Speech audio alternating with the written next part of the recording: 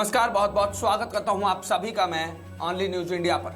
आज की हमारी यह बड़ी खबर पश्चिम बंगाल से जुड़ी हुई आ रही। जी हां, पश्चिम बंगाल में जब से एसएससी घोटाले का मामला सामने आया है, जब से ईडी ने पार्थ चटर्जी और अर्पिता मुखर्जी पर छापा मारा है, उसके बाद से ही वहां की सियासत में उथल पुथल मची हुई है। पक्ष विपक्ष पर लगातार हमलावर है, मगर ऐसे में ममता बनर्जी की टीएमसी शांत है। आखिर ममता बनर्जी के इस शांति के पीछे का कारण क्या है? आखिर ममता बनर्जी पार्थ चटर्जी को लेकर कुछ क्यों नहीं बोल रही? और आखिर ममता बनर्जी पार्थ चटर्जी का फोन क्यों नहीं उठा रही? इन तमाम सवालों का जवाब आज इस खबर में मिलेगा आपको बता दें कि ममता बनर्जी को लेकर एसएससी घोटाले मामले में एक टीवी डिबेट के दौरान राजनीतिक विश्लेषक ने एक बड़ा खुलासा किया। एसएससी घोटाले में आरोपी बंगाल के कैबिनेट मंत्री पार्थ चटर्जी की गिरफ्तारी के बाद अब ऐसे में राजनीति तेज हो गई। इस बीच मुख्यमंत्री ममता बनर्जी ने भी अपनी चुप्पी तोड़ी और कहा कि वह गलत काम या भ्रष्टाचार का समर्थन नहीं कर सकती। गौरतलब है कि एसएससी घोटाले की जांच कर रही ईडी को पार्थ चटर्जी की करीबी अर्पिता मुखर्जी के आवास से 21 करोड़ रुपए कैश मिले थे, जिसके बाद दोनों की गिरफ्तारियां हुई। इस बीच एक टीवी न्यूज चैनल की डिबेट के दौरान राजनीतिक विश्लेषक गार्गी नंदी रॉय ने पार्थ चटर्जी और ममता बनर्जी पर कुछ गंभीर आरोप लगाए। गार्गी नंदी रॉय ने कहा कि बंगाल का हर वर्ग, हर माँ बाप आज आहत, क्योंकि हमारे बच्चों के भविष्य से खिलवाड़ हो रहा।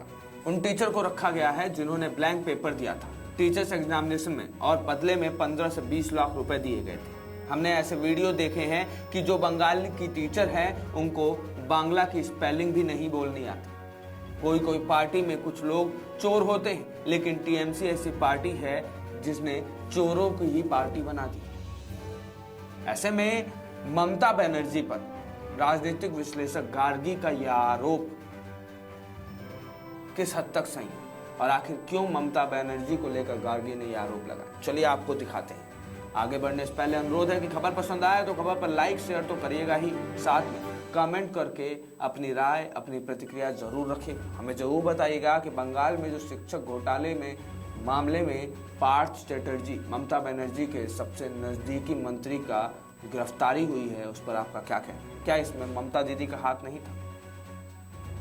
बता दें कि ममता बनर्जी पर निशाना साधते हुए गार्गी रॉय ने कहा कि दीदी ने कुछ दिन पहले एक रैली में बोला था कि मिल बांट कर खाने की कोशिश करो, अकेले सब कुछ मत खाओ। ये वहां का कल्चर है। ये जो शिक्षा का भ्रष्टाचार है उसमें हम बहुत आहत हुए। बंगाल के लोगों का कल्चर पढ़ने लिखने वाले लोगों का कल्चर है। बंगाल में हर काम दीदी की प्रेरणा से होता है। दीदी इलेक्शन में जाकर बोलती हैं कि हर सीट में मुझे वोट दो, और ये पार्थ चटर्जी दीदी के खासम खास हैं, उनके करीबी हैं। अर्पिता मामले पर गार्गी रॉय बोली, 21 जुलाई को राजनीतिक मंच पर अर्पिता बैठी हुई थी, दीदी के ही ठीक पीछे। उनको मंच पर क्यों बिठाया गया था? अगर अर्पिता कोई नहीं लगती हैं उनकी तो कुछ परसेंटेज जानने में गड़बड़ हुआ। पहले 80% के ऊपर जाता था, पार्थ दा 20% तक रखते थे। अभी कुछ प्रॉब्लम हुआ, इसलिए दीदी बैकफुट पर है, पैसा शायद ऊपर तक नहीं जा रहा है। ऐसे में गार्गी ने यहां तक कहा कि अगर लालू जेल जा सकते हैं तो आखिर ममता बनर्जी क्यों नहीं? उन्होंने कहा कि बंगाली में कहावत है कि कान खींचेंगे तो सर अपने आप खींचा चला आएगा। अभी सिर्फ कान खींचा गया है, सर का इंतजार कीजिए। लालू प्रसाद यादव जेल से आ सकते हैं तो दीदी और दीदी के भाई क्यों नहीं जा सकते? गार्गी नंदी ने आरोप लगाया कि पार्थ की एक और करीबी हैं जिनके नाम पर शांति निकेतन में 60 से 8 के ऊपर फ्लैट्स हैं। वह कहती हैं बंगाल को भ्रष्टाचार का समंदर बनाकर रख दिया। डिबेट में मौजूद टीएमसी प्रवक्ता शांतनु सेन ने कहा, अगर बंगाल में एजुकेशन इतनी खराब है तो सेंट्रल स्कॉच अवार्ड क्यों दे रहे हैं? ममता दीदी ने कहा कि अगर कोई दोषी हुआ तो उसे सजा मिलेगी, लेकिन क्या नरेंद्र मोदी या अमित शाह ने कभी संसद में कहा कि अगर बीजेपी का कोई नेता करप्ट हुआ तो कार्रवाई हो देंगे? जहां एक तरफ ममता पर सवाल उठना बंद नहीं हो रहा है, तो वहीं दूसरी तरफ पश्चिम बंगाल में शिक्षा विभाग के स्कैम मामले में एक के बाद एक कई बड़े खुलासे हो रहे। पूर्व शिक्षा मंत्री पार्थ चटर्जी की गिरफ्तारी और ईडी के छापे में अर्पिता मुखर्जी के घर से मिले 21 करोड़ रुपए कैश मामले में एक और बड़ा खुलासा हुआ। ईडी ने एक वरिष्ठ अधिकारी के हवाले से बताया कि शुरुआती जांच में यह सामने आया है कि मंत्री पार्थ चटर्जी के करीबी सहयोगी अर्पिता मुखर्जी 12 सेल कंपनियां चला रही थी और इन्हीं 12 सेल कंपनियों के जरिए पूरी ब्लैक मनी को वाइट करने का पूरा खेल चल रहा था। शनिवार शाम को ईडी ने अर्पिता मुखर्जी के जोका स्थित फ्लैट में छापा मारा था। तलाशी के दौरान कुछ दस्तावेज बरामद किए गए थे। इन दस्तावेजों की जांच के बाद सामने आया है कि सेल कंपनियों के जरिए करोड़ों की ब्लैक मनी को वाइट किया जा रहा था। आपको बता दें कि कई प्रोडक्शन हाउस की मिलीभगत है ये पूरा घोटाला। अधिकारियों ने बताया कि ईडी के अधिकारियों को कम पहचाने जाने वाले एक अभिनेता के साथ साथ उड़ीसा और तमिलनाडु के अलग अलग प्रोडक्शन हाउस के लोगों के शामिल होने का शक है। मुखर्जी ने भी कई बंगाली और उड़िया फिल्मों में काम किया है। तमिलनाडु के कुछ और लोगों पर भी नजर है। ईडी अधिकारी ने कहा कि हमें अर्पिता के जोका स्थित फ्लैट से जो दस्तावेज मिले हैं वो संकेत देते हैं कि वह आर्थिक हेरफेर के लिए कई मुखौटा कंपनियों को संचालन कर रही थी।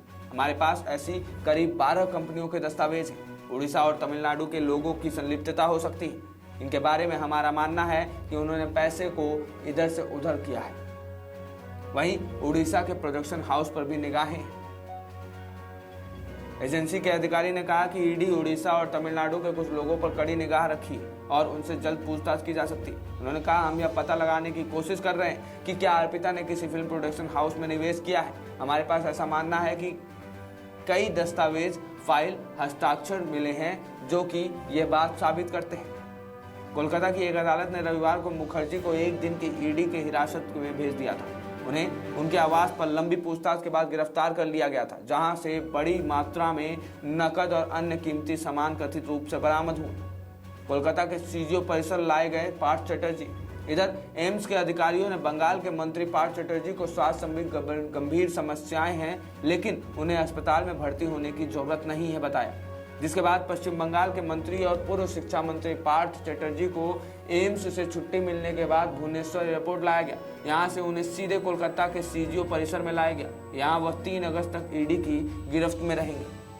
ऐसे में आपने ये पूरी खबर सुनने के बाद आपको साफ समझ में आ गया होगा कि ममता बनर्जी और पार्थ चटर्जी और अर्पिता मुखर्जी कैसे एक दूसरे से संलिप्त हैं। जहां एक तरफ अर्पिता मुखर्जी जो कि कुछ नहीं है, ना टीएमसी पार्टी में कुछ है, ना ममता बनर्जी की किसी आसपास करीबी हैं, उसके बावजूद ममता बनर्जी उनको अपने मंच पर कुर्सी साझा करती है, उनकी तारीफ करती हैं। वहीं दूसरी तरफ पार्थ चटर्जी जो ममता बनर्जी के करीबी नेता हैं, उनके ऊपर इतना बड़ा खुलासा होना, अर्पिता चटर्जी के यहाँ से इतने ज़्यादा मात्रा में कैश बरामद होना, ये सभी सबूत सीधा ममता बनर्जी पर सवालिया निशान खड़ा कर रहे हैं। क्योंकि ऐसा हो नहीं सकता कि आप सत्ता में बैठी हैं और आप ही के मंत्री इतने बड़े बड़े घोटाले कर दे रहे हैं और आपको खबर ना लग रही। ऐसे में जो राजनीतिक विश्लेषक ने आरोप लगाए उसमें देखना ये होगा कि किस हद तक सच्चाई है। इस पूरी खबर पर अपनी राय प्रतिक्रिया आप जरूर रखिएगा। इस खबर को ज़्यादा से ज़्यादा लोगों तक शेयर भी करिएगा ताकि सच्चाई ज़्यादा से ज़्यादा लोगों तक पहुँचे। ऐसे ही खबरों के लिए बने रहिए हमारे साथ ओनली न्यूज़ इंडिया। धन्यवाद।